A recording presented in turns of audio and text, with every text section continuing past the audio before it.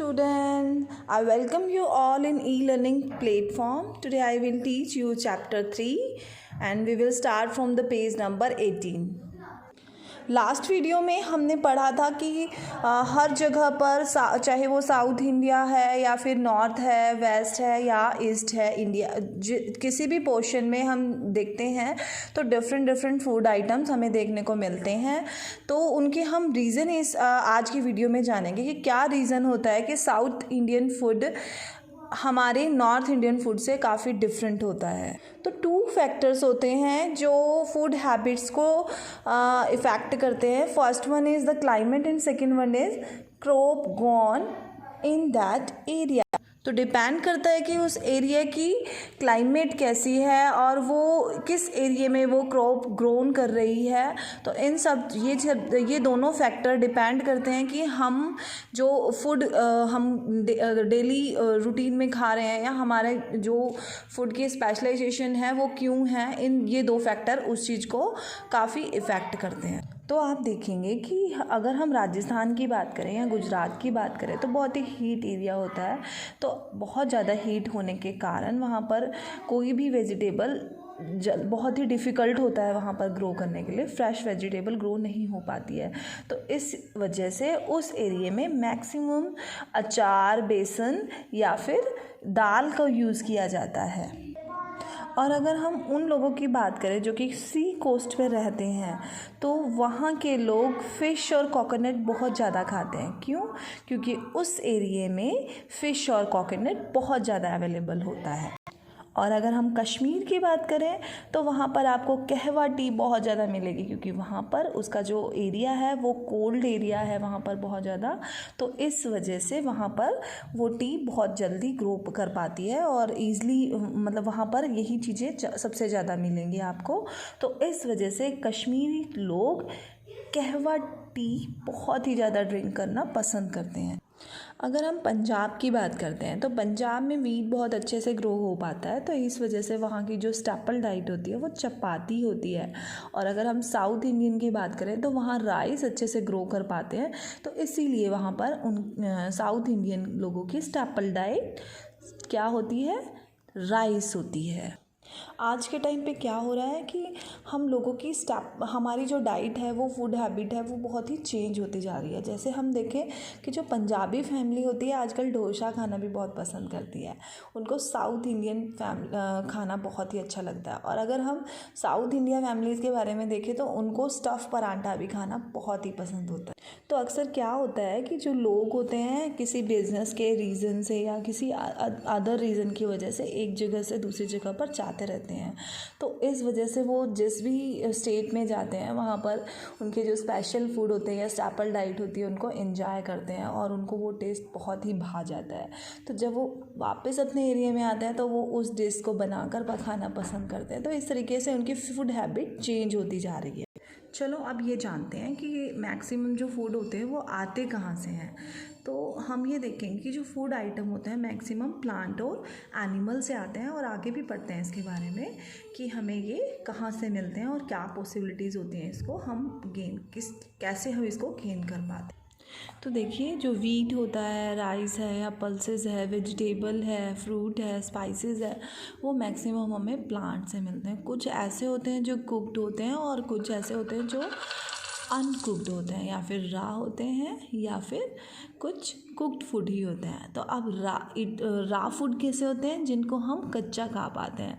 तो मुझे लगता है कि हम मैक्सिमम लोग रॉ फूड भी खाते हैं जैसे कि खीरा है, ककड़ी है, टमाटो है। तो हम ये फूड ओनली रॉ भी खाना पसंद करते हैं बट हम इनको कुक करके भी खा सकते हैं। कुछ फ्रूट्स ऐसे होते हैं जो हम जैसे कि ड्राई फ्रूट्स होते हैं जिनको हम बोलते हैं जैसे कि आलमंड है, वॉलनट है, पिस्ता है। इनको हम पहले ड्राइड करते हैं उसके बाद हम इसको खाते हैं। अगर हम स्पाइसेस की बात करते हैं तो स्पाइसेस हमारे इंडियन फूड की उनको जान बोला जाता है। स्पाइसेस के बिना तो हम कुछ भी खाना पसंद ही नहीं करते हैं। कुछ ऐसे स्पाइसेस होते हैं जैसे कि टर्मरिक है, गिंजो है, उनको सिर्फ हम ड्राइड खाना पसंद करते हैं। मोस्ट स्पाइसेस ड्राइड ही होते हैं और जिनमें जैसे कि हम पेपर यूज़ करते हैं, क्लोव या रेड चिली है, उनको हम ड्राइड ही खाना मतलब उनको डालना पसंद करते हैं फूड में। इंडिया हमारा सबसे ज़्यादा स्पाइसेस वर्ल्ड के प्रोड्यूस करता है, सबसे ज़्यादा यहाँ पर स्पाइसेस मिलते हैं, या फिर हम ये भी कह सकते हैं कि हमारा इंडिया स्पाइसेस के लिए ही जाना जाता है।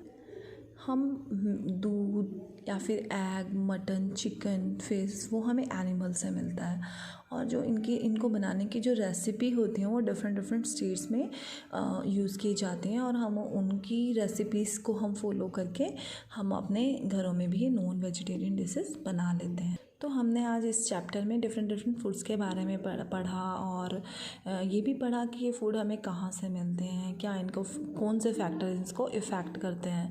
तो मैं अब आपको बताना चाहूँगी कि हमारे देश के बहुत सारे ऐसे लोग भी हैं जिनको खाने को फूड भी नहीं मिलता है। यहाँ पर एक स्टोरी दी गई है, हम इसको स्टोरी को आपको बताऊँगी कि जो राजू है वो एक बर्थडे पार्टी में जाता है और वो एक प्लेट को पूरी तरीके से भर लेता है, बहुत सारा फूड डाल लेता है उसमें, और वो छोटा सा स्मॉल पोर्शन ही खा पाता है और वो बच्चा कुचा उसमें प्लेट में ही छोड़ देता है। ये सब कुछ करते हुए उसको सुरेश देख रहा होता है। जब सुरेश उसको देखता है तो वो उससे क्वेश्चन पूछता है कि तुमने इतने सारे फूड को क्यों वेस्ट कर दिया। अगर तुम्हें थोड़ा ही खाना था, तुम्हारी भूख थोड़ी थी, तो तुम्हें थोड़ा ही खाना चाहिए था, तुमने इतना सारा पोर्शन ख़राब कर दिया। ये जो खाना तुमने झूठा छोड़ा है वो किसी और के काम आ जाता। तो राजू को समझ में आता है कि उसने क्या गलती की है, और वो सुरेश से अपनी गलती मान लेता है और उसे प्रॉमिस भी करता है कि मैं आगे से ऐसे फूड को वेस्ट नहीं करूँगा। तो बच्चों, मैं आपको भी बोलना चाहूँगी कि आपको जितना खाना है आप उतना ही फूड लिया करो। अगर आपको फूड कम भूख है तो आप कम खाना लो, अगर ज़्यादा भूख है तो आप थोड़ा खाना बाद में भी ले सकते हैं, बट एक साथ बहुत सारा खाना लेके आप उस फूड को ख़राब कर देते हो। तो ये एक बैड हैबिट होती है, आपको इसको सुधारना चाहिए। तो हमें एक रिस्पॉन्सिबल बनना चाहिए, हमें फ़ूड को वेस्ट नहीं करना चाहिए। इनफैक्ट फूड नहीं, हमें वाटर को, इलेक्ट्रिसिटी को भी हमें वेस्ट नहीं करना चाहिए, और हमें एक बैलेंस डाइट लेनी चाहिए जो हमें हेल्दी और हैप्पी रखता है। यहाँ पर देखिए 5 प्रिंसिपल दिए गए हैं फूड के। Buy only what you need, हमें सिर्फ वो ख़रीदना चाहिए जिनकी हमें ज़रूरत हो। कुक इट विद लव, उसे बहुत ही प्यार से बनाओ। सर्व इट ब्यूटिफुली, उसे बहुत सुंदर तरीके से सर्व करो। ईट अ बैलेंस डाइट खाओ। Take only as much as you need, उतना ही लो जितना आपको ज़रूरत हो। और नेवर वेस्ट फूड, और कभी भी फूड को वेस्ट ना करो। तो आई होप बच्चों आपको ये चैप्टर समझ में आया होगा, आपको पता चला होगा कि कौन सी डिश कहाँ पर बनाई जाती हैं और कौन से फैक्टर हैं जो उसको इफ़ेक्ट करते हैं कि साउथ में चावल ही बनते हैं, नॉर्थ में जो भी बनता है, पंजाब में अगर हम स्टेपल डाइट हमारी चपाती है तो वो क्यों है। ये सब चीज़ें आपको समझ में आई होंगी, और आपको ये भी समझ में आया होगा कि हमें फूड को फूड को वेस्ट नहीं करना चाहिए। तो मुझे होप है कि आपको वीडियो अच्छी लगी होगी। अगर आपको कुछ बात समझ नहीं आई है, अगर आपके कुछ क्वेरीज रह गई हैं तो प्लीज़ मुझे कमेंट बॉक्स में आके बताइएगा। Thank you.